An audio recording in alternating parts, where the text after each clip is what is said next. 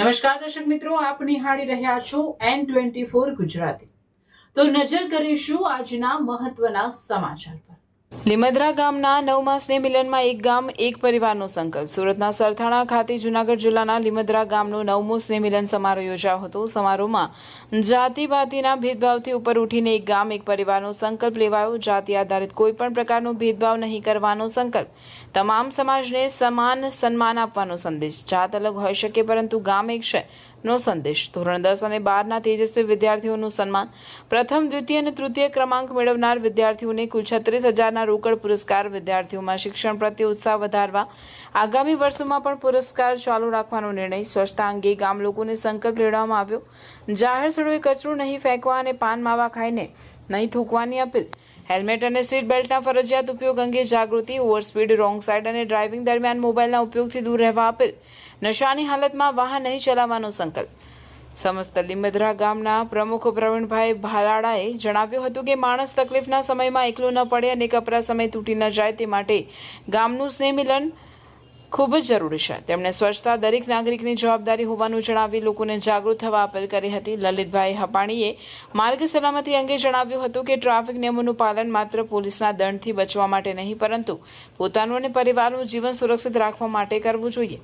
આ રીતે સ્નેહ મિલન સમારોહમાં સામાજિક એકતા, શિક્ષણ, સ્વચ્છતા અને માર્ગ સલામતી જેવા મહત્વના મુદ્દાઓ પર લોકોને જાગૃત કરવામાં આવ્યા હતા। મારું નામ પ્રવીણ ભાલાળા।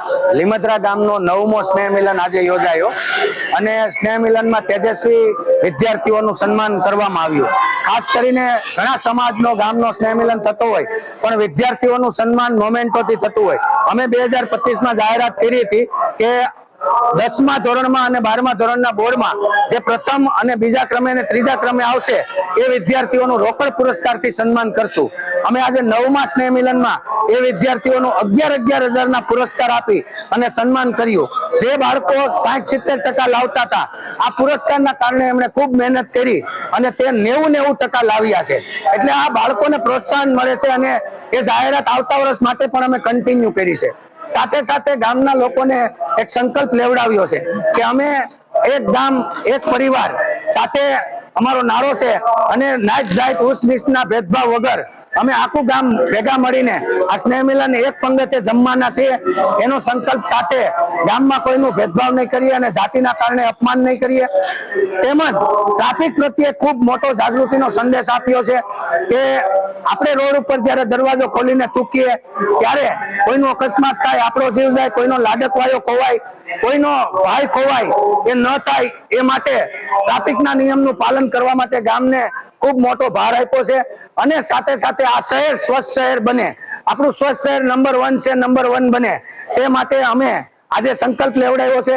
રોડ ઉપર પાનની પિચકારી નહીં મારીએ, દિવાલ નહીં બગાડીએ, શહેરને ગંદુ ગોબરું નહીં કરીએ, કચરો રોડ ઉપર નહીં ફેંકીએ અને આપણે સફાઈમાં ધ્યાન આપશું। સાથે જમવાનો ભોજનનો બગાડ નહીં કરીએ। આવા સંકલ્પો સાથે આ શહેરની અંદર અમે આજે 9મો સ્નેહ મિલન સંપન્ન કર્યો છે।